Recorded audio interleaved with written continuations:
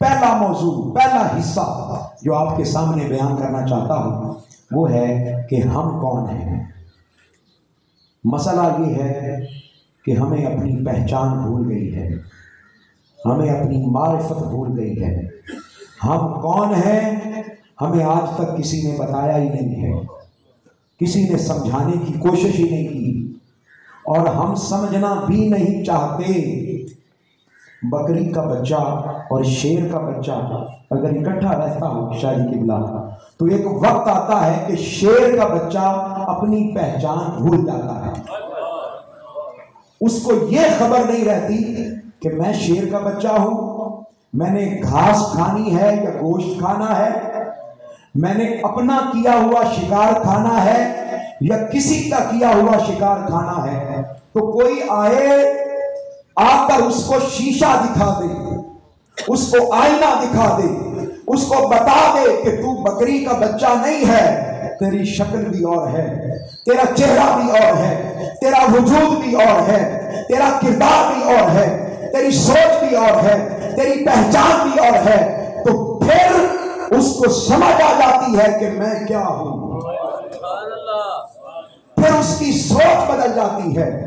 بس ہم کون ہیں یہ بتانا چاہتا ہوں۔ اللہ رب العزت نے قرآن مجید فرقان حمید کی جو آیت پاک آخری پارے سے میں نے تلاوت کی، اس میں اللہ رب العزت نے پہلا فرق اور پہلی شان بیان کی انسان کی۔ فرمایا لقد خلقنا الانسان فی احسن تقویم، ساری کائنات کو بنانے کا انداز اور ہے۔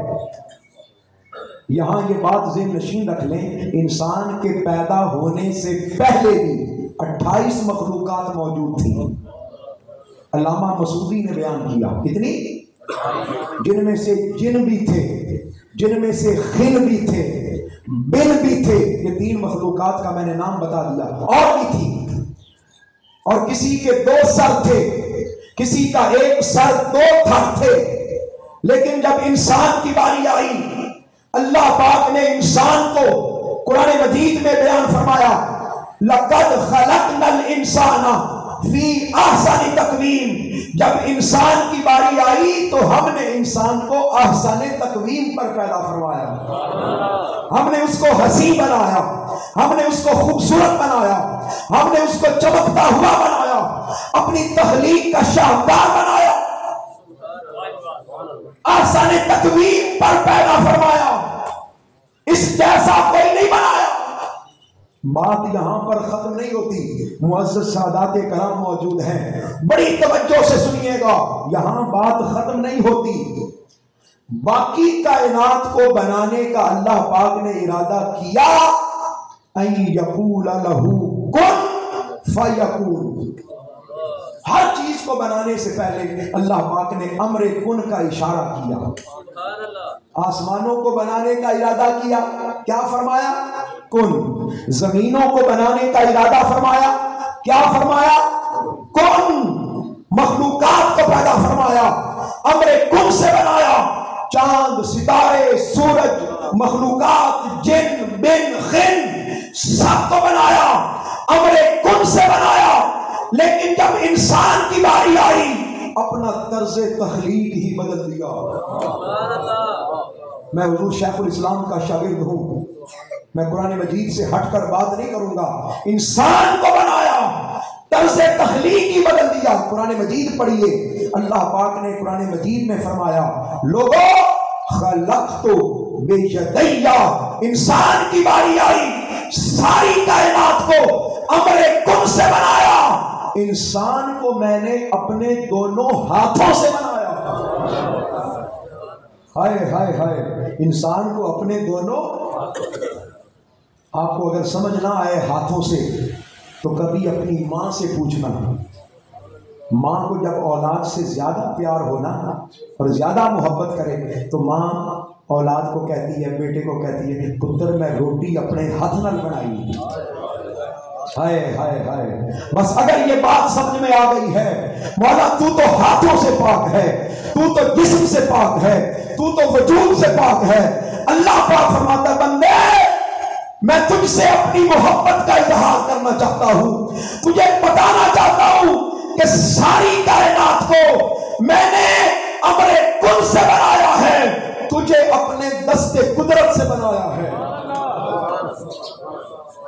اور یہاں بات ختم نہیں کی، یہاں بات ختم نہیں کی، فرمایا اذا سویتہ، میں نے انسان کو اپنے ہاتھوں سے سنوارا بھی ہے، اس کا پتلا بھی اپنے ہاتھوں سے بنایا ہے۔ یہاں بھی بات ختم نہیں کی، فرمایا نفخت فیہ من روحی، انسان کے اندر میں نے اپنی روح پھونکی ہے۔ کیا بولیے؟ اپنی روح۔ آپ کو سمجھ آ رہی ہے کہ انسان کیا چیز ہے؟ احسن تقویم پر پیدا فرمایا۔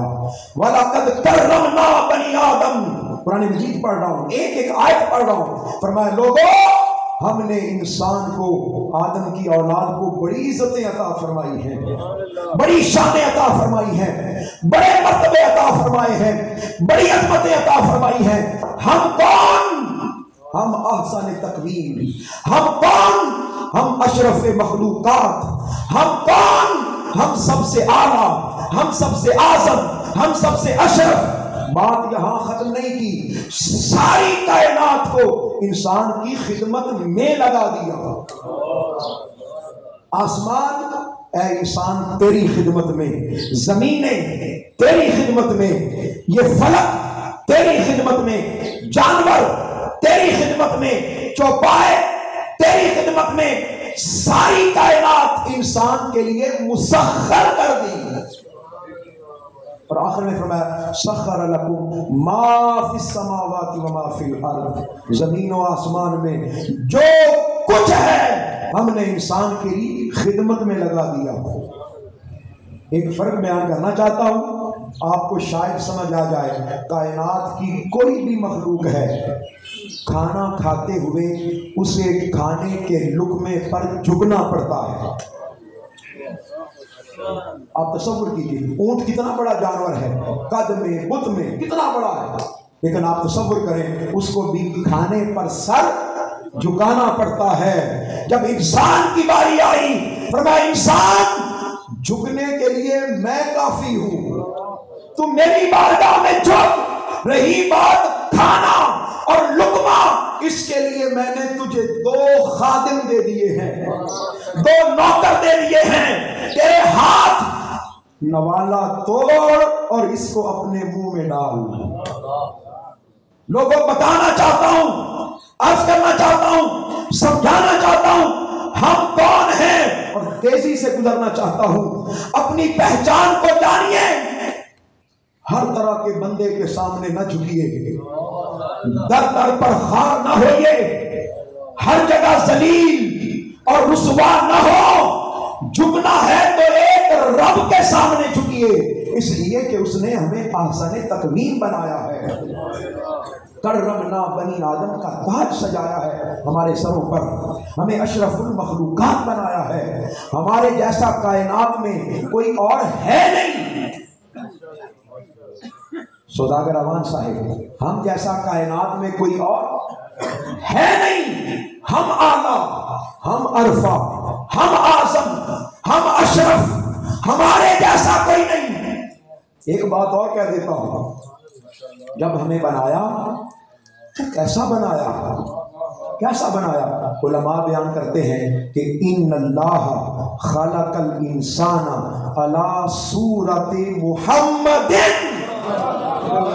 ہائے ہائے، اے انسان، تجھے اللہ پاک نے احسن بنایا، اعلیٰ بنایا، اعظم بنایا، اور سب سے بڑھ کر تجھے صورت محمد پر پیدا فرمایا۔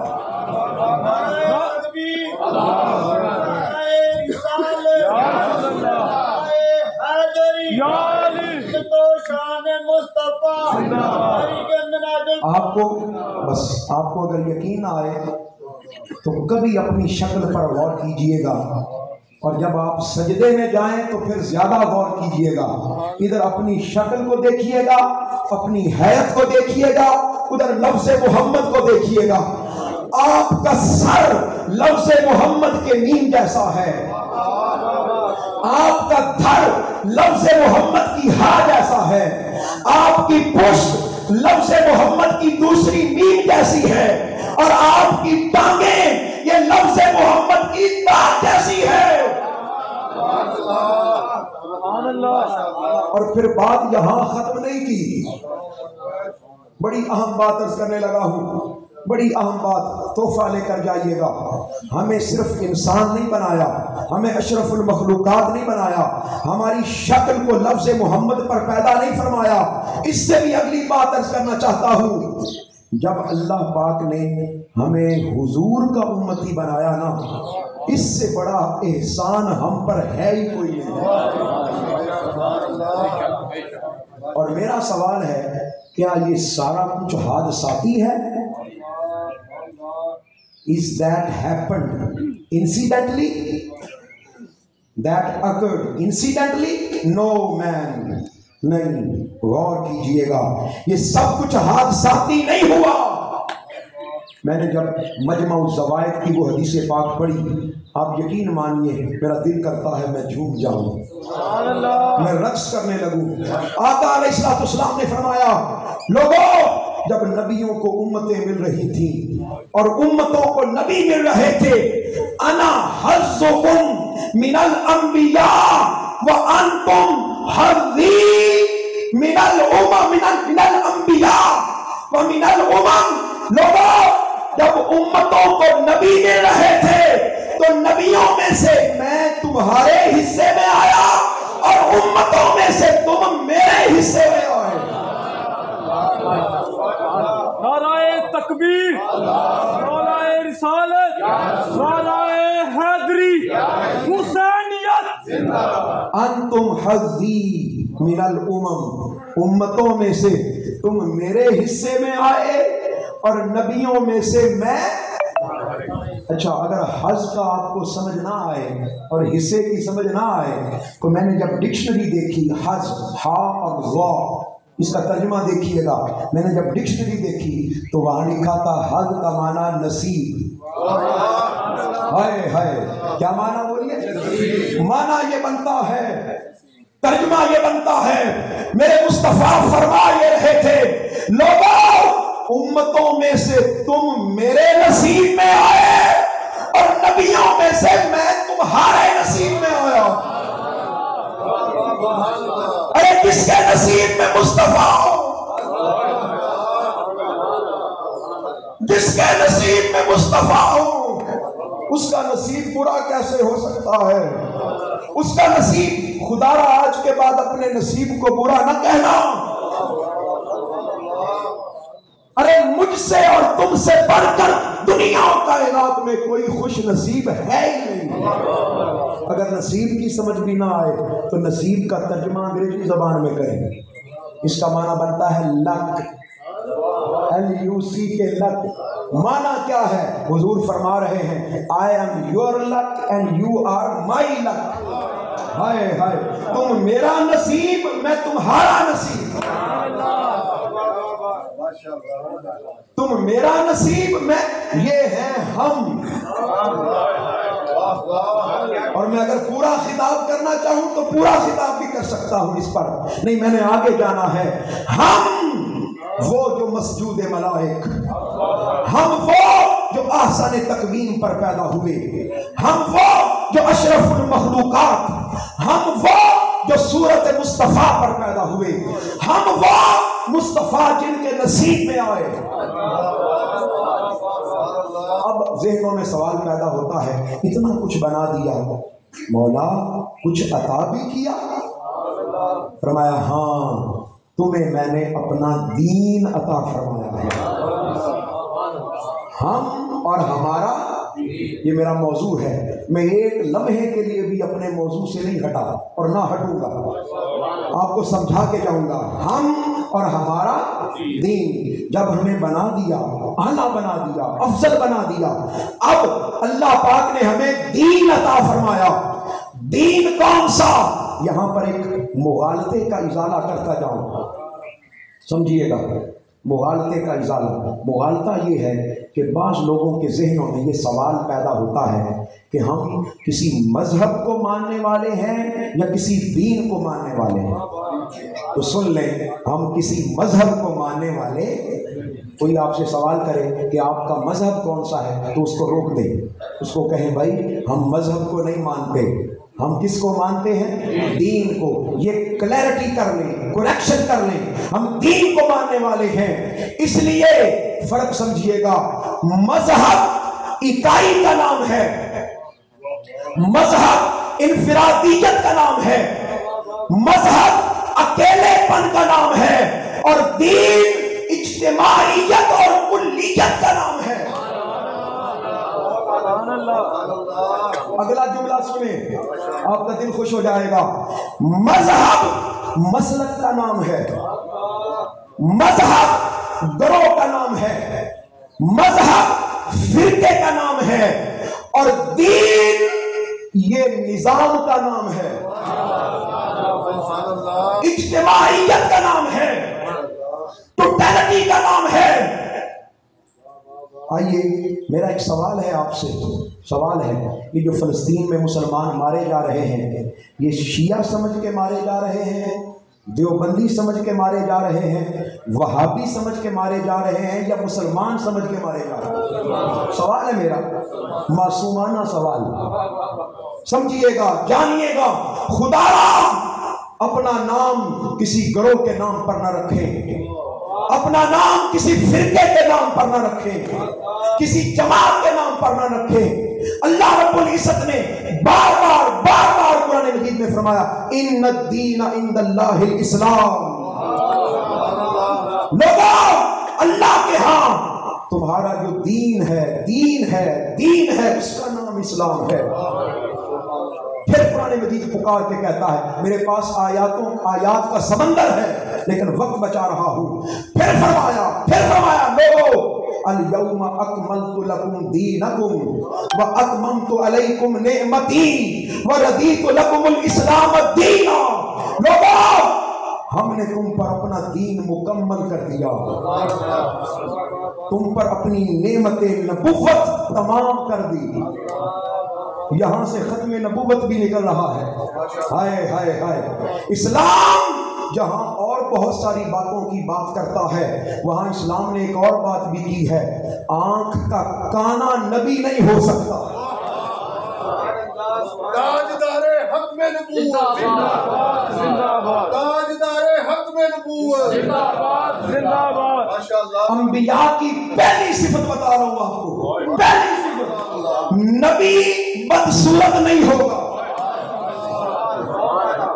ہائے ہائے ہائے، اور یہاں یہ سادات بیٹھے ہیں۔ اگلی بات بتا دوں، آقا علیہ الصلوۃ والسلام کی جو اولاد ہے ان جیسا خوبصورت کوئی نہیں ہے، سیدوں جیسا خوبصورت نہیں ہے، کوئی نہیں ہے، تو مصطفیٰ جیسا کون ہوگا؟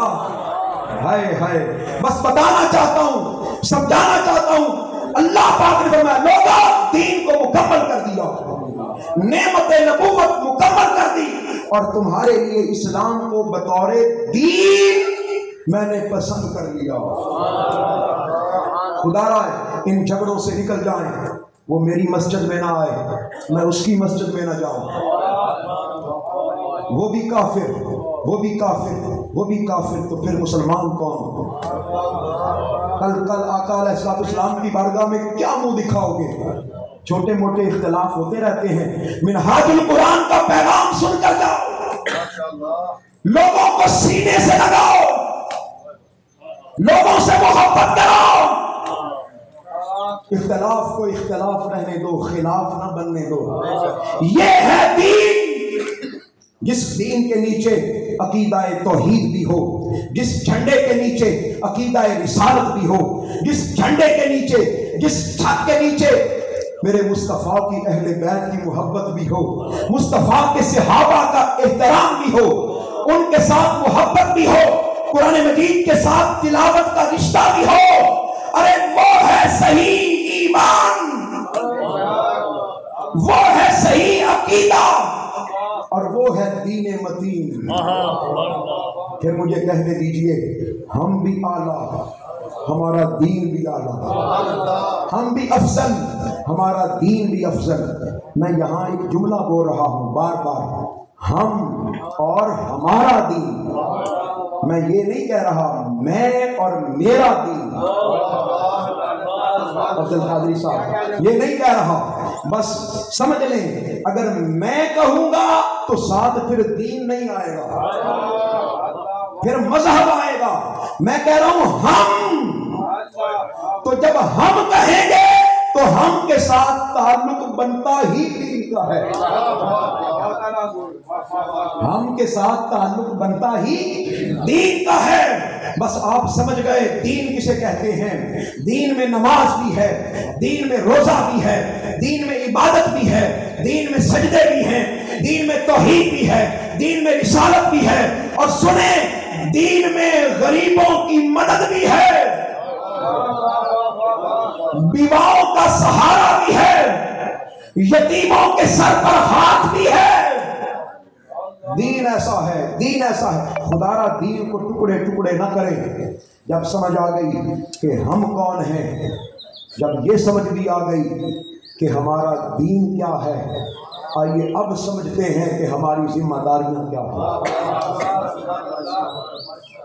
اب سمجھتے میری گفتگو ایک دوسرے سے کنیکٹڈ ہے، اور مجھے بڑی امید ہے کہ جب میں یہاں سے اٹھوں گا میرا یہ سارا سبق آپ کو یاد ہوگا۔ زبان ہم کون ہیں میں نے بتا دیا، ہمارا دین کیا ہے میں نے بتا دیا، 2 لفظوں میں بتا دیا، حالانکہ پورا خطاب بنتا ہے اس پر، 2 لفظوں میں بتا دیا۔ آئیے اب سمجھتے ہیں کہ ہماری ذمہ داریاں کیا ہیں، اور ذمہ داریاں سمجھنی کیوں ضروری ہے۔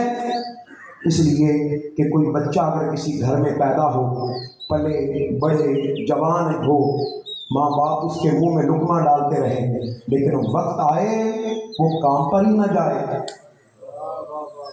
ذمہ داری ادا ہی نہ کرے، تو اس کو لوگ کیا کہتے ہیں؟ ویلا۔ کیا کہتے ہیں؟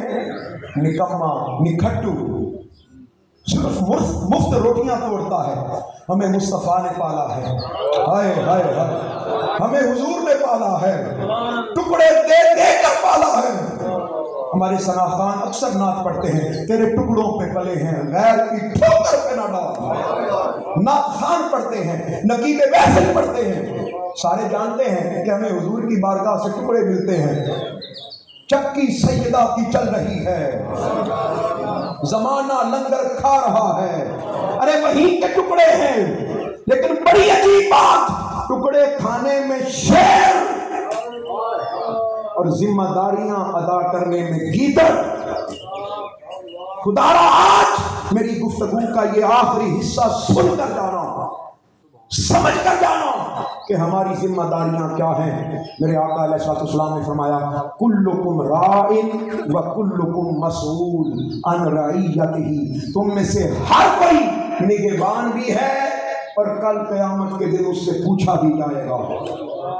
اگر استاد ہے تو اس سے شاگرد کے بارے میں پوچھا جائے گا، باپ ہے تو اس سے اولاد کے متعلق پوچھا جائے گا، ماں ہے تو بیٹیوں کے متعلق پوچھا جائے گا، شیخ ہے تو مریدوں کے متعلق پوچھا جائے گا، امام مسجد ہے تو مقتدیوں کے بارے میں پوچھا جائے گا، کوئی افسر ہے تو سبارڈینیٹس کے متعلق پوچھا جائے گا۔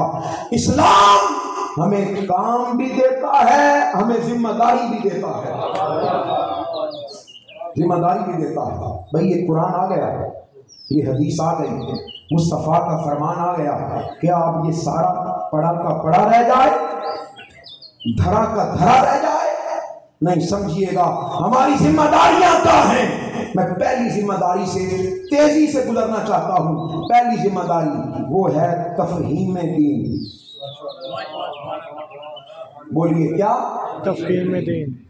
یہ بند غلافوں میں نہ رہ جائے، صرف شادی کے موقع پر بیٹی کے سر پر سایہ کرنے کے لیے نہ رہ جائے، اور ختم پر کل خانی کے لیے نہ رہ جائے، محفل کے شروع میں تلاوت کے لیے نہ رہ جائے۔ خدا را سمجھو، جانو، خالی کتاب کا آ جانا کافی نہیں ہے، مصطفیٰ کے فرمان کا آ جانا کافی نہیں ہے، شریعت مطہرہ کا اتر جانا کافی نہیں ہے، ان کو سمجھنا ضروری ہے۔ تو پہلی ذمہ داری وہ ہے تفہیم دین۔ بولیے اونچی آواز سے، کیا؟ ایک بار پھر بول دیں، کیا؟ دین کو سمجھنا، دین کو جاننا، دین کو من میں اتارنا، قرآن مجید کا ترجمہ پڑھنا۔ کتنے لوگ ایسے ہیں جو قرآن مجید کی ترجمے سے پڑھتے ہیں؟ نہ ہونے کے برابر۔ آج مجھ سے وعدہ کر کے جائیں، ہم میں سے ہر کوئی ہر روز کم از کم 3 آیات قرآن مجید کا ترجمے سے پڑھیں گے۔ کرتے ہیں وعدہ؟ کریں، ذرا وعدہ کریں، ہاتھ کھڑا کریں۔ جو کئی لوگ ڈر رہے ہیں، کئی لوگ ڈر رہے ہیں کہ نہیں ہاتھ کھڑا کریں، علامہ صاحب کچھ ہمیں جرمانہ ہی نہ کر دیں۔ نہیں، میں نے کوئی جرمانہ نہیں کرنا، ہاں کل قیامت کے دن جواب دہ ضرور ہوں گے۔ تو 3 آیات کم از کم بچے سے یہ پوچھتے ہو، بیٹا کیا کھایا، کیا پیا، اسکول کیسا تھا، انگریزی کیسی پڑھی؟ یہ کیوں نہیں پوچھتے کہ بیٹا قرآن پڑھا؟ یہ نہیں پوچھتے بیٹا مصطفیٰ کا کوئی فرمان تجھے زبانی یاد ہے؟ دین کے ساتھ تعلق پیدا کرو، تفہیم دین۔ اور یہاں میسج دینا چاہتا ہوں، منہاج القرآن کا ایک پروجیکٹ ہے فہم دین۔ کیا بولیے؟ اگر آپ خود کچھ نہیں کر سکتے، آپ نے بچوں کو موبائل تو لے کر دیا ہے، ہر بچے کو، خدا را ہماری تحریک کے لوگوں سے رابطہ کریں، اپنے بچوں کو فہم دین پروجیکٹ میں فری میں رجسٹر کروائیں۔ ہفتے میں 2 دن آپ کو حضور شیخ الاسلام کے 10,000 خطابات میں سے 5 منٹ کا کلک ملے گا۔ 2 دن ہفتے میں۔ کاش آپ لوگوں کو بٹھا کر، اپنے بچوں کو بٹھا کر، میں کھانا اپنی بیوی کے ساتھ کھاتا ہوں، میں کھانا اپنے بچوں کے ساتھ کھاتا ہوں، کاش کبھی اکٹھے بیٹھ کر شیخ الاسلام کا خطاب 5 منٹ کا خطاب سنیں۔ اپنے گھروں کو فہم دین پروجیکٹ کا حصہ بنائیں۔ آپ کو شیخ الاسلام اچھے نہیں لگتے، کوئی بات نہیں، ان کا چہرہ داڑھی اچھی نہیں لگتی، کوئی بات نہیں۔ خدا را میں صحیح بتا رہا ہوں، ہمارا آپ سے کوئی جھگڑا نہیں۔ آپ کو منہاج القرآن اچھا نہیں لگتا، کوئی بات نہیں، لیکن خدا را اپنی نسلوں کی فکر کرو، اپنی نسلوں کی فکر کرو۔ کہیں ایسا نہ ہو کہ پانی سر سے گزر جائے، ہمارے بچوں کو پتہ نہ ہو کہ باپ کا جنازہ کیسے پڑھنا ہے۔ میرا ایک دوست ہے، اس کا سکول ہے شاہ جی قبلہ لاہور میں، اس نے مجھے بلایا کہ سر جی تشریف لائیے گا۔ میں گیا تو اس نے بتایا کہ میں نے میٹرک کلاس کے بچوں کو سوال بھیجا MCQs میں کہ حضور کہاں پیدا ہوئے، اور 3 آپشنز دی، مکہ پاک میں، مدینہ پاک میں یا کراچی میں۔ اس نے کہا 90% بچوں نے کہا کراچی میں۔ اب میرا سوال ہے، یہ دین کس نے پہنچانا تھا، کس نے آشنا کرنا تھا؟ علماء کی ذمہ داری ہے، خطباء کی ذمہ داری ہے، واعظین کی ذمہ داری ہے، والدین کی ذمہ داری ہے، اساتذہ کی ذمہ داری ہے کہ لوگوں کو دین کے ساتھ منسلک کریں، منسلک کریں۔ یہ پہلی ذمہ داری ہے، پہلی ذمہ داری سمجھ آ گئی؟ آئیے دوسری ذمہ داری بڑی توجہ سے سنیے گا، وہ ہے تعمیل دین۔ کیا بولیے؟ صرف سمجھنا ضروری نہیں ہے، اس پر عمل کرنا بھی ضروری ہے۔ کتنے لوگ ایسے ہیں جو 5 وقت کے نمازی ہیں، کتنے ایسے ہیں جو روزہ دار ہیں، کتنے ایسے ہیں جن کو اللہ پاک نے سجدوں کی توفیق عطا کی ہوئی ہے۔ ارے یہ فرض نمازیں، یہ تو قرض ہیں، یہ تو لے کے جانے ہیں، یہ تو ساتھ لے کے جانے ہیں۔ بلکہ میں تو مثال دیتا ہوں، لاہور کا کرایہ کتنا ہے بتائیے؟ سیال کوٹ سے لاہور کا کرایہ کتنا ہے؟ 1000 روپے، تو آنے کا بھی 1000 شامل کر لیں تو آپ لاہور جاتے ہوئے 2000 جیب میں ڈال کے جائیں گے؟ بولیے نہیں، زیادہ لے کر جائیں گے۔ بس یوں سمجھ لیں، یہ فرض نمازیں، یہ فرض روزے، یہ تو یوم محشر کا کرایہ ہے، یہ تو کرایہ ہے، اضافی لے کر کیا جا رہے ہو؟ मिनहाजुल कुरान में, मैं ईमानदारी से बता रहा हूँ, अल्लाह के घर में बता रहा हूँ, मिनहाजुल कुरान में ये कहा है, हुजूर शेखुल इस्लाम ने जो मिनहाजुल अमल बनाया उसमें बताया है लोगों तहज्जुद की नमाज भी पढ़ा करो। जाके किराए की मद में तो किराया लेकर जाओगे, कुछ इजाफी भी लेकर जाओगे, इशराक भी पढ़ा करो, तहज्जुद भी पढ़ा करो, नवाफिल भी पढ़ा करो, कुरान मजीद की तिलावत भी किया करो, सदका व खैरात भी किया करो। वो मिनहाजुल कुरान का रफीक नहीं हो सकता जो 5 वक्त की नमाज न पढ़ता हो।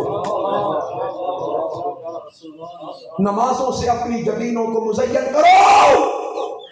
अल्लाह के घर रमजान के बाद, ईद की नमाज के बाद शिकवा गुना रहते हैं कि नमाजी नहीं आते, राहें तकते रहते हैं, अब आता कोई नमाजी। अरे तामील दीन को अपनी जिंदगी का हिस्सा बनाओ। फिर तीसरी जिम्मेदारी मैं गिनवा देता हूं। पहली जिम्मेदारी क्या थी? तफहीम दीन, दीन को समझना। बोलिए क्या? दीन को समझना। दूसरी जिम्मेदारी तामील दीन, दीन पर अमल करना। तीसरी जिम्मेदारी सिर्फ खुद ही अमल नहीं करना, खुद ही नहीं समझना, औरों तक पहुंचाना भी, औरों तक बोलिए पहुंचाना भी। कोई बेटा कोई बेटी खाली न रह जाए, कोई नौजवान खाली न रह जाए, अरे कोई बच्चा खाली न रह जाए। तहरीक मिनहाजुल कुरान ने दीन की तरवीज के लिए हुजूर शेखुल इस्लाम ने 1000 से ज्यादा किताबें लिख दी हैं, 10,000 से ज्यादा खिताबात कर दिए हैं। फिर पूरे पाकिस्तान में, पूरी दुनिया में इस्लामिक सेंटर्स खोले हैं, स्कूल्स खोले हैं, फिर पूरी दुनिया में यूनिवर्सिटीज बनाई हैं। बताना चाहता हूं हम भी अपना हिस्सा डाल रहे हैं। लोगों ने मदरसे भी खोले हैं, जमातें भी बनाई हैं, लेकिन सुनो, जब तक हम तरवीज दीन का काम नहीं करेंगे, लोगों तक मुस्तफा का दीन कैसे पहुंचेगा? जब तक हम तबलीगे दीन नहीं करेंगे। मेरे मुस्तफा ने फरमाया बल्लिगू अन्नी वलौ आया, अगर मुझसे एक आयत भी सुनी है तो वो औरों तक पहुंचा दो। कितनी जिम्मेदारियां हो गई? बोलिए जरा, कितनी हो गई? मैं तो रियाजी में कमजोर हूं ही, आप भी लग रहे हैं कि कमजोर हैं। 3 जिम्मेदारियां हो गई। पहली कौन सी? तफहीम दीन। दूसरी जिम्मेदारी कौन सी? तामील दीन। और तीसरी जिम्मेदारी कौन सी? तरवीज दीन। अब चौथी जिम्मेदारी सुने, मेरी गुफ्तगू खत्म, वो है इकामत दीन। क्या बोलिए?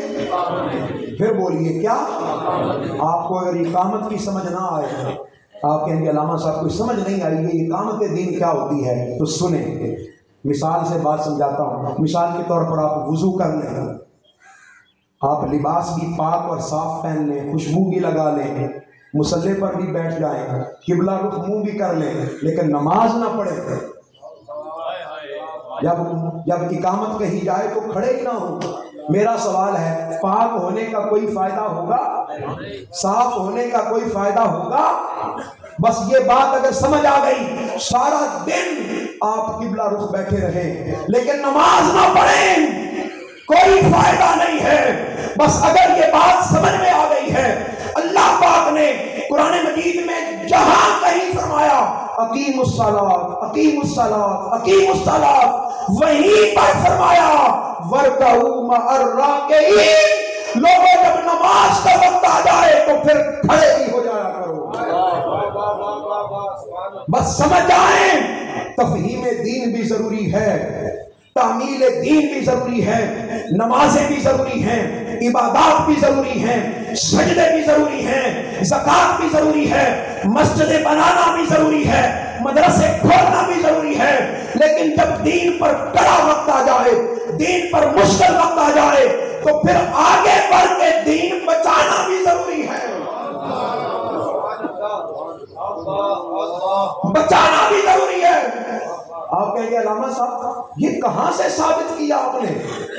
मैं बताना चाहता हूं, कुरान मजीद भरा पड़ा है। वल्लाह मैं सही बता रहा हूं, कुरान मजीद, हम कुरान मजीद को उस नजर से पढ़ते ही नहीं। मैं कुरान मजीद की आयत मुबारका पेश करना चाहता हूं, सूरह हुजरात की और दीगर اللہ پاک نے یہ آیت قرآن مجید میں 3 سے 4 مرتبہ بھیجی ہے. کون سی؟ فرمایا هو الذی ارسل رسولہ بالہدی ودین الحق لیظہرہ علی الدین کلہ. بڑی توجہ سے سنیے گا. نمازیں دھری کی دھری رہ جائیں گی، عبادات دھری کی دھری رہ جائیں گی اگر کوئی اقامت دین کے لیے کھڑا نہیں ہوتا، کیونکہ الٹیمیٹ مقصد اور ایم اور ڈیسٹنی وہ نماز نہیں ہے. شہزاد بھائی، وہ نماز نہیں ہے، وہ نماز کے بعد اقامت دین ہے کہ جب دین پر حملہ ہو رہا ہو تو اس کا بچاؤ کیسے کرنا ہے. اور مقصد یہ ہے کہ لیظہرہ علی الدین کلہ، کہ اس دین کو باقی ادیان پر کیا کر دیا جائے؟ غالب کر دیا جائے. بولیے کیا کر دیا جائے؟ میرا سوال ہے، ہم آج غالب ہیں کہ مغلوب ہیں؟ حاکم ہیں کہ محکوم ہیں؟ معنی یہ ہے کہ ہم اپنی ذمہ داری ادا نہیں کر رہے. ہم اپنی ذمہ داری ادا نہیں کر رہے. پھر ذمہ داری کیسے ادا ہوگی؟ ذمہ داری کیسے ادا ہوگی؟ دین غالب کیسے آئے گا؟ کیا خالی نمازیں پڑھنے سے آئے گا؟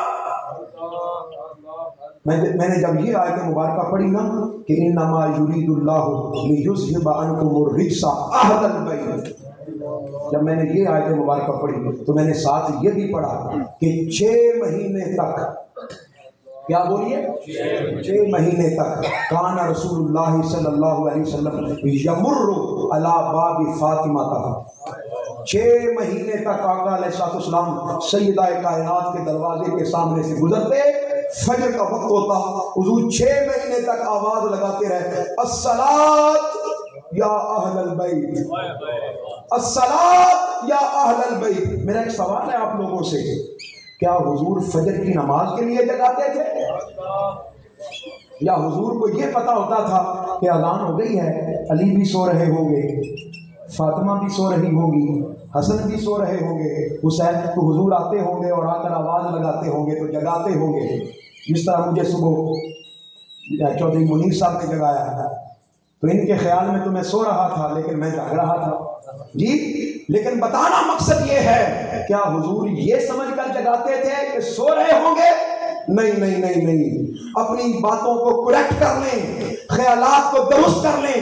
حضور جانتے تھے کہ جاگ تو رہے ہوں گے لیکن میں ان کو اس نماز کے لیے نہیں جگا رہا، میں تو کربلا کی نماز کے لیے جگا رہا ہوں.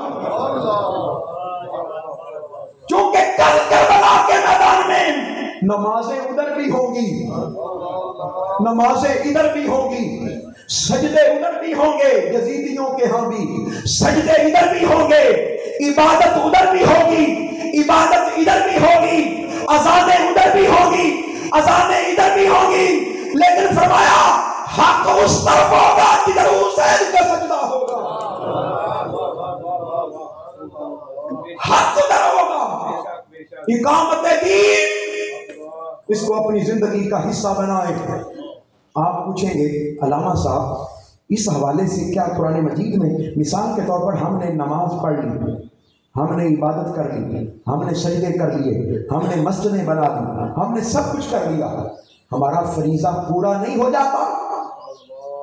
کتنی جماعتیں ایسی ہیں جو صرف فرائض کی ادائیگی پر زور دیتی ہیں، کتنی جماعتیں ایسی ہیں جو کہتی ہیں بھائی آقا علیہ السلام کی پیاری پیاری میٹھی میٹھی سنتیں ہیں، ان پر عمل کریں. میں بتا رہا ہوں یہ بڑے کام کی بات ہے، خدا را کبھی اس سے پیچھے نہ بھاگا کریں. سنتوں، میرے مصطفیٰ کی سنتوں پر عمل کرنے کا اپنا اجر ہے، اپنا اجر ہے.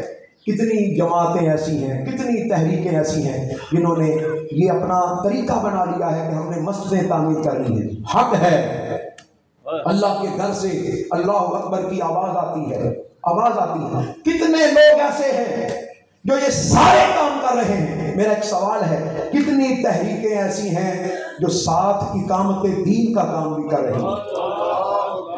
معصومانہ سوال ہے، بس ذہن نشین کر لیں. آج کے دور میں آج کے دور میں ایک ہی تحریک ہے، ایک ہی جماعت ہے، اور یہ کام جماعت کے بغیر نہیں ہو سکتا۔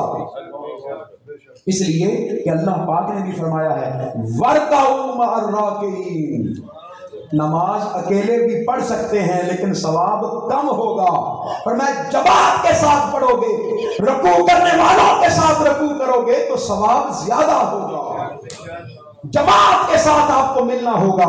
کتنی تحریکیں ایسی ہیں جو اقامت دین کا کام کر رہی ہیں، آپ کہیں گے جی نہیں علامہ صاحب ہم تو جو کام کرتے ہیں وہی کافی ہے۔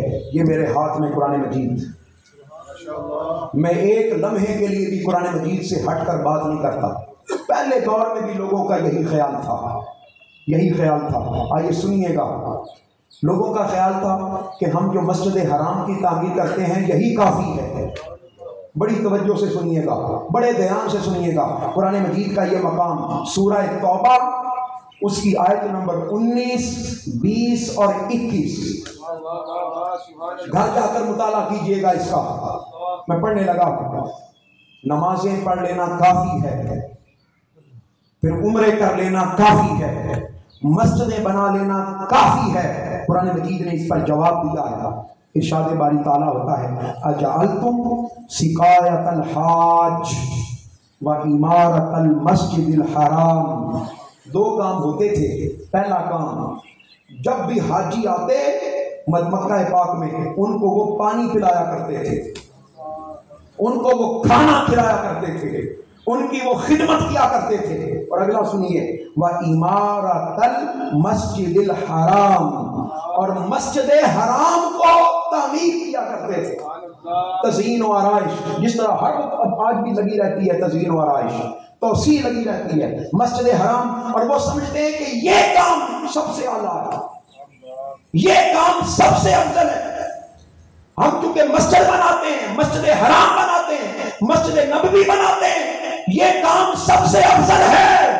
قرآن مجید جھنجھوڑ کر کہہ رہا ہے لوگوں، مسجد حرام کی تعمیر کرنا اور حاجیوں کو صرف پانی پلانا، لوگوں کے روزے کھلوانا، مسجدوں کو بنانا، صدقہ و خیرات کرنا، نمازیں پڑھنا، یہ برابر نہیں ہو سکتا کس کے؟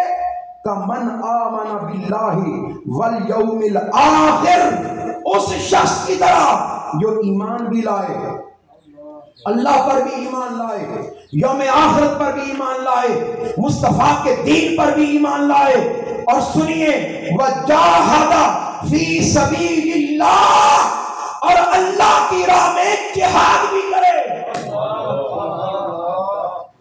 یہ دونوں برابر آگے بلکہ ساتھ ہی فرمایا لا یستوون عند اللہ، یہ اللہ کے ہاں کبھی برابر نہیں ہو سکتے۔ خالی مسجدیں بنانے والے اور اقامت دین کا کام کرنے والے کبھی برابر نہیں۔ اونچی آواز سے بتائیے گا، کبھی برابر، یہ کبھی برابر نہیں ہو سکتے۔ اچھا، جیسے ہی جہاد کا لفظ آتا ہے نا، ہمارے ذہن میں فوراً ڈنڈا سوٹا آ جاتا ہے، فوراً قتل، تلوار، جی فوراً گولی، فوراً میدان جہاد۔ نہیں، جہاد کا لفظ جوہد سے نکلا ہے، اس کا بڑا وسیع تصور ہے، بڑا وسیع تصور ہے۔ وہ تصور آج اپنے ذہنوں میں بٹھائیں اور یہاں اس مسجد سے یہ پیغام لے کر جائیں۔ جہاد لوگوں کوشش سے ہے، یہ جہاد بالنفس بھی ہے، اپنی جان کے ساتھ جہاد کرنا، اپنے مال کے ساتھ جہاد کرنا۔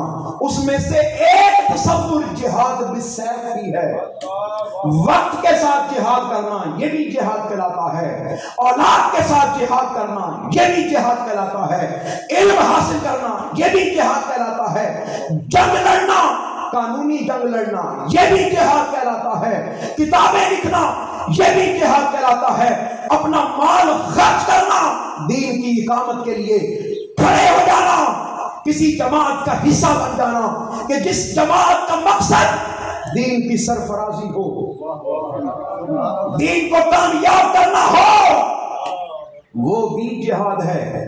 آپ کہیں گے علامہ صاحب ہم نے آپ کی بات سن لی، ہمیں کوئی اور مثال دیں۔ میں آخری مثال دیتا ہوں اور میری گفتگو کا وقت ختم ہے۔ بڑی توجہ سے سنیے گا، بڑے انعامات سے سنیے گا۔ اللہ پاک نے مومن کی تعریف کی ہے قرآن مجید میں۔ کیا بولیے؟ مومن کی تعریف۔ ذرا قرآن سے پوچھتے ہیں، میں کہتا ہوں میں بھی بڑا مومن ہوں، آپ کہتے ہیں آپ بھی مومن۔ قرآن سے پوچھتے ہیں قرآن تو بتا مومن کون ہے؟ تو قرآن مجید نے اس آیت مبارکہ میں کلمہ حسر کے ساتھ مومن کی تعریف کی ہے۔ اور کلمہ حسر کیا ہے یہ ابھی آپ کو سمجھ آ جائے گی۔ قرآن مجید نے فرمایا انما المؤمنون الذین آمنوا باللہ ورسولہ، مومن صرف وہ ہیں، یہ جو صرف ہے نا یہ ہے کلمہ حسر۔ مومن صرف وہ ہیں، مولا بتا کون؟ فرمایا آمنوا باللہ وبرسولہ، جنہوں نے اللہ پر ایمان لایا اور اس کے رسول پر ایمان لایا، پھر ثم لم یرتابوا، پھر شک میں نہیں پڑے۔ یہ بھی یقینی حصہ ہے ہمارے ایمان کا۔ پہلا کام کیا کیا؟ ایمان لائے۔ پہلا کام کیا کیا بولیے؟ ایمان لائے۔ دوسرا کام کیا کیا؟ لم یرتابوا، آپ کسی بھی مشن کا حصہ ہیں، کسی بھی تحریک کا حصہ ہیں، کسی بھی جماعت کا حصہ ہیں، یا آپ دین مصطفیٰ کا حصہ ہیں، کبھی شک کو اپنی زندگی میں نہ آنے دینا، ورنہ دوسری شرط پوری نہیں ہوگی۔ لم یرتابوا، شک میں نہ پڑے۔ اور آگے سنیے وجاہدوا باموالہم وانفسہم، اگلا کام کیا کیا؟ اب یہاں نماز کا ذکر نہیں ہے، روزے کا ذکر نہیں ہے، عبادت کا ذکر نہیں ہے، مسجدوں کی تعمیر کا ذکر نہیں ہے۔ پہلی چیز ایمان، دوسری چیز شک میں نہ پڑنا، اور تیسری چیز فرمایا اپنے مال سے اور اپنی جان سے جہاد کرتے ہیں۔ کیا کرنا چاہیے؟ جہاد کرنا چاہیے، اور جہاد کا میں نے بتا دیا کوشش کرنی چاہیے، اقامت دین کی بات کرنی چاہیے، اقامت دین کو اپنی زندگی کا حصہ بنانا چاہیے۔ اور پھر یہ قرآن مجید کی آیت مبارکہ بڑی امپورٹنٹ، فرمایا وَلْتَكُمْ مِنْكُمْ جَمَاعَةٌ وَلْتَكُمْ مِنْكُمْ أُمَّةٌ، قرآن مجید پکار کر کہہ رہا ہے تم میں سے کوئی ایک جماعت تو ایسی ہو، تم میں سے کوئی ایک گروہ تو ایسا ہو، تم میں سے کچھ لوگ تو ایسے ہوں جو حق کی طرف بلاتے ہوں۔ اور سنو، جب حق کی طرف بلاؤ گے تو مشکلات آئیں گی، جب حق کی طرف بلاؤ گے تو مشکلات آئیں گی، یہ زندگی کا حصہ ہے۔ بس اگر یہ میری بات سمجھ میں آ گئی ہے تو پھر ذہن نشین کر لو، خالی عبادت ایک خاص وقت تک کام آتی ہے، لیکن جب دین پر کڑا وقت آ جائے، کبھی تنہائی میں امام حسین سے پوچھنا، آنکھیں بند کرنا، امام حسین سے پوچھنا اے امام حسین ایک بات تو بتائیں، جب ساری دنیا حج کرنے کے لیے مکہ میں آ رہی تھی اور 8 ذی الحج آپ عمرہ ادا کر کے کربلا روانہ ہو رہے تھے، وجہ کیا تھی؟ راز کیا تھا؟ تو امام حسین آپ کو بتائیں گے لوگوں، جب دین پر کڑا وقت آ جائے، جب دین پر مشکل وقت آ جائے، جب غریبوں کے چہروں سے خوشیاں چھن جائیں، جب دین کی قدریں مٹائی جا رہی ہوں، تو پھر نمازیں پڑھنے سے کچھ نہیں ہوتا، پھر خالی عمرے کرنے سے کچھ نہیں ہوتا، پھر خالی عبادت کرنے سے کچھ نہیں ہوتا، پھر کربلا کی طرف روانہ ہو کر 72 تن قربان کر کے دین کو بچایا جاتا ہے۔ بیچ کر تلواریں تم نے خرید لیے مسلح، بیچ کر تلواریں تم نے خرید لیے مسلح، عزت غریب کی لٹتی رہی اور تم دعا کرتے رہے، عزت غریب کی لٹتی رہی۔ جی میرے گھر میں تو ابھی تک آگ نہیں پہنچی، میں تو خوش ہوں، خدا را یہ نہ سوچا کرو کسی کے گھر میں پہنچی ہے تو اللہ نہ کرے یہ تمہارے گھر میں بھی پہنچ سکتی ہے۔ یہ مسجد کا کیا قصور؟ اگر مسجد کے بل میں ٹی وی کا بل لگ کر آ جاتا ہے تو مسجد کا کیا قصور؟ قصور ہمارا ہے قصور ہمارا ہے کہ ہم دین کی اقامت کے لیے آج تک کھڑے ہی نہیں ہوئے، آج تک کھڑے ہی نہیں ہوئے۔ ارے فلسطین جس کی ہم بات کرتے ہیں، جس کے لیے ریلیاں نکالتے ہیں، میرے اس خیال میں اور میرا سوال ہے آپ سے، فلسطین کا حل کیا ہے؟ ذرا آپ بتا دو۔ مثال کے طور پر آپ کہتے ہیں کہ جہاد، تو جہاد تو حکومت کے بغیر شروع ہی نہیں ہو سکتا جب تک باقاعدہ اس کا آغاز نہ کیا جائے۔ آپ کہیں گی چلیں میں چند غریبوں کو کھانا پہنچا دیتا ہوں، نہیں، آپ نہیں پہنچا سکتے۔ پھر آپ کے خیال میں کیا حل ہے؟ ابھی کل میں ایک ویڈیو دیکھ رہا تھا، ایک چھوٹا معصوم بچہ جس کا سر بھی زخمی ہے، جس کا پاؤں بھی، پورا جسم، ایک طرف سے اس کے بھائی نے پکڑا ہے، ایک طرف سے اس کی بہن نے، وہ بھاگنے کی کوشش کر رہا ہے اور ساتھ اس کی زبان سے کچھ جملے نکلے ہیں۔ اگر آپ فرض کرتے ہیں، فرماتے ہیں تو آپ کو سنا دیتا ہوں۔ وہ بچہ کہتا ہے لوگو، اے امت مسلمہ، تمہاری قیامت پتہ نہیں آنی ہے یا نہیں آنی، ہماری تو آ چکی ہے۔ ہمارے یوم محشر کا آغاز ہو چکا ہے۔ اور وہ بچہ اگلی بات کہتا ہے، وہ کہتا ہے لوگوں سنو، سنا ہے کہ یوم محشر ایک ملاقات بھی ہونے والی ہے، آمینہ کے لال سے ملاقات ہونے والی ہے، حسنین کے نانا سے ملاقات ہونے والی ہے، میری کل ملاقات ہے مصطفیٰ سے۔ وہ کہتے ہیں کل میری ملاقات ہے حضور سے، اور سناؤ میں حضور سے ملوں گا اور تم سب کی شکایت لگاؤں گا، سب کی شکایت لگاؤں گا، سب کی شکایت لگاؤں گا۔ آپ کے خیال میں کیا حل ہے مسئلہ فلسطین کا؟ میں بتا دیتا ہوں، باغیرت قیادت۔ بولیے ذرا کیا؟ باغیرت قیادت، ایسی قیادت جس کو ساری زبانیں آتی ہو، اپنی سنا بھی سکتا ہو، دوسروں کی سن بھی سکتا ہو، سمجھ بھی سکتا ہو، جس کو اللہ پاک نے فہم دیا ہو، جس کو اللہ پاک نے ادراک دیا ہو، جس کو اللہ پاک نے سوچ دی ہو، جس کو اللہ پاک نے سمجھ دی ہو۔ آپ کو صرف ایک مثال پیش کر کے گفتگو کو ختم کرتا ہوں۔ آپ کو پتا ہے ڈنمارک میں خاکے بنائے گئے، پتا ہے نا سب کو، اور پوری دنیا میں احتجاج ہوا۔ آپ کو مبارک ہو، منہاج القرآن والے بازی لے گئے۔ ڈنمارک کی پارلیمنٹ میں قرارداد پیش کی، حضور شیخ الاسلام نے پیش کی، ڈینش لینگویج میں پیش کی۔ ان لوگوں نے اس درخواست کو دیکھا، سمجھا، جانا۔ آپ کو مبارک ہو، اب ڈنمارک میں مصطفیٰ کی گستاخی نہیں ہوگی۔ اگر ایک ٹیسٹ کیس لے لیں تو بتانا چاہتا ہوں، اگر چاہتے ہو کہ کشمیر کا حل ہو جائے، اگر چاہتے ہو کہ فلسطین کا حل ہو جائے، اگر چاہتے ہو کہ غزہ کے مسلمانوں کی حالت بدل جائے، تمہاری حالت بدل جائے، ایک ہی طریقہ ہے کہ اقامت دین کے لیے کھڑے ہو جائیں۔ کوئی ایسا لیڈر چنیں جس کی آنکھوں میں غیرت ہو، جس کے دل میں غیرت ایمانی ہو، جو نہ بکتا ہو نہ جھکتا ہو، بکتا مصطفیٰ کے بازار میں ہو، بکتا مصطفیٰ کے بازار میں ہو اور جھکتا خدا کے دربار میں ہو۔ اگر چاہتے ہو کہ تقدیر بدل جائے، میں سبق دہرا دیتا ہوں، میری گفتگو ختم۔ ہم بھی اعلیٰ، ہم بھی اشرف، ہم بھی احسن، ہمارا دین بھی اعلیٰ۔ جب سب کچھ اعلیٰ، پھر ہماری کچھ ذمہ داریاں۔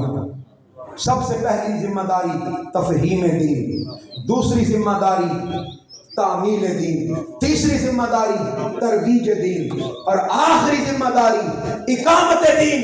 کسی نے اقبال سے پوچھا، اقبال بتاؤ تو صحیح ہے نماز کیوں پڑھتے ہو؟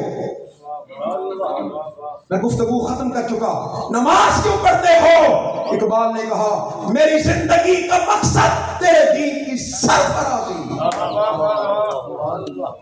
میری زندگی کا مقصد تیرے دین کی سرفرازی۔ یہ نہیں کہا میری زندگی کا مقصد بننا نمازی، نہیں، کیا فرمایا؟ میری زندگی کا مقصد تیرے دین کی سرفرازی، میں اسی لیے مسلمان، میں اسی لیے نمازی۔ اب اگر آپ کو بات کی سمجھ آ جائے تو دل میں جگہ دے کے جائیے گا، اقبال تو نماز بھی ایسے نہیں پڑھنا چاہتا۔ صوفی عبد القیوم صاحب سمڑیال سے آئے، میں تو نماز بھی اقبال ایسے نہیں پڑھنا چاہتا، اقبال نماز بھی ایسی پڑھنا چاہتا ہے جیسی نماز کربلا میں امام حسین نے پڑھی ہے۔ ہم بھی ہر روز سجدے کرتے ہیں، ہماری سجدے نہیں ہیں، یہ ٹکرے ہیں، میں بتا رہا ہوں یہ ٹکرے ہیں۔ ارے امام حسین کا ایک سجدہ جو کربلا کے میدان میں گھوڑے کی ننگی پیٹھ پر امام حسین نے ادا کیا، اس نے دین مصطفیٰ کو بچا دیا۔